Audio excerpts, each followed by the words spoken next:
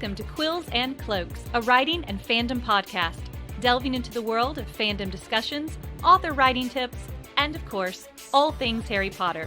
I'm Christy J. Whitney, and I will be your host and your professor. So unroll those parchments because class is in session. Welcome back, everyone. And for today's episode, I wanted to scoot over to the writing side of things in my podcast and answer a question that I frequently get after the writing process is over, and that has to do with revisions. So let's dive right in. So the question that I get asked a lot is, how do you do revisions? What is the revision process like for you? How long does it take? I know that's actually several questions, but they're all usually connected to the same question about revisions. So as a writer, you sit down and you write your first draft of your novel. And the way that you may go about that could be completely different from somebody sitting next to you. And it also could be completely different depending on what book you are writing. The way that I did my very first book, which was Gray, is very different from the way I did the third book in the series, which is Midnight. I feel that I learned a lot in the process of writing Gray, and also learned a lot in writing the second book in the series. So by the time I got to the third one, I felt that I had hit a stride as far as a first draft goes. A lot of people follow certain guidelines, certain roadmaps. A lot of people like to just sort of dive in and see what happens with a book, but ultimately you are going to get to that final chapter. You are going to stick the end at the end of your book, and you are ready for the revision process. Now, I'm a little different than some of my writer friends. I've often heard in writing conferences that after you finish your first draft, you need to put it in a drawer and go away for a while so that when you come back to it, you have fresh eyes. I do agree with that. However, when you are writing and you're writing under a deadline, you cannot stick that particular book in a drawer for about 6 months and let it just simmer there.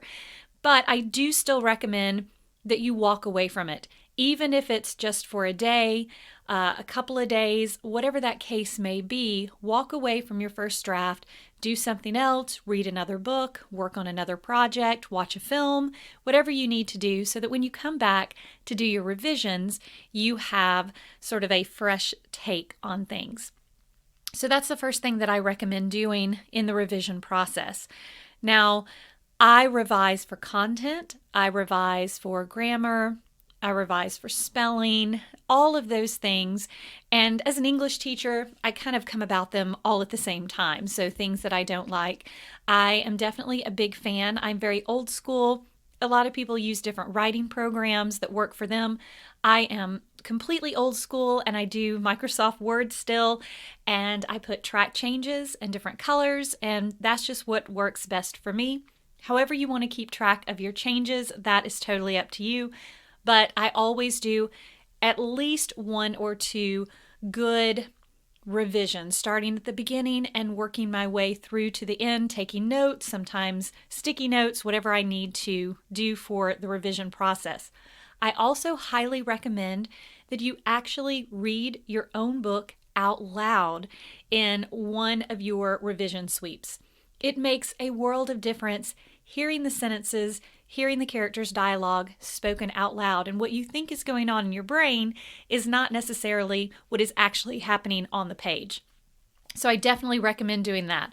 One of the weirdest things, but also some of the best things that happen in my writers group is when we read chapters from someone else's book. So if I go and submit a couple of chapters to my writers group and someone else in my writers group reads those chapters out loud, that can be very mind-blowing as well, because subconsciously, as you are reading your own book, you're going to put the inflections and the emotion into the character's words that you see happening or that you hear happening. But if somebody else reads it out loud, sometimes you realize that certain bits of dialogue, certain wording or sentence structure, it just is falling short, or maybe you are not communicating the emotion that you were going for when you wrote it down on the page the first time.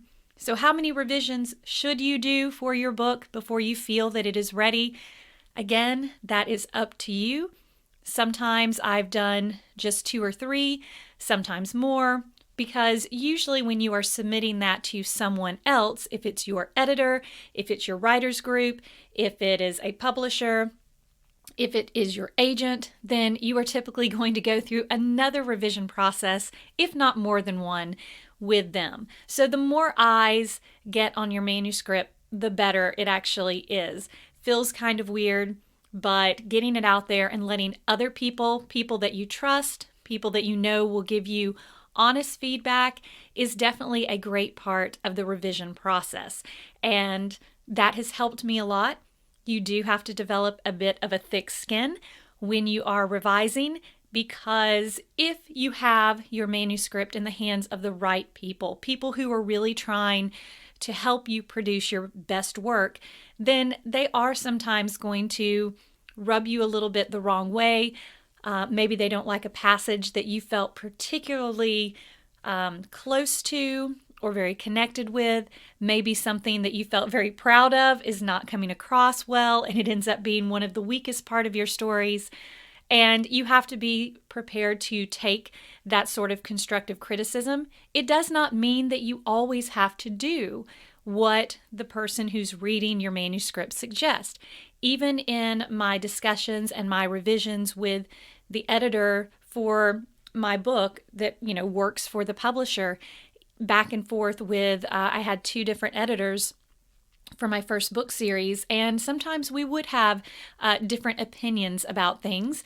And I always try to look at it from the editor's point of view, see where they're coming from. If it's something I feel does make my story stronger, then yes, I will revise that. But if it is something that I feel would not be a good move for my story, it would not fit with what I'm working on, it's okay to stand your ground. It doesn't mean that every time someone revises or looks at your manuscript for a revision that you have to make absolutely every single change that they suggest. But if nothing else, it allows you to step back, read that section or that passage or that chapter with a new perspective, and maybe sometimes just think about it. Even if you don't end up changing it, it might affect something else that you would be working on somewhere later on in the manuscript. So revisions are extremely important, and it doesn't matter if you are, writing on Wattpad, or you're doing fan fiction, or you're trying to get published. Whatever it is, you want to present your best work to the people who are reading your work. And that is always going to mean doing a revision or 2 or 3. So that's the answer to my question. I hope that helped, and I will see you guys next time as I delve back into some more things Slytherin and Snape related. Until then, gather up your quills and parchments because class is dismissed.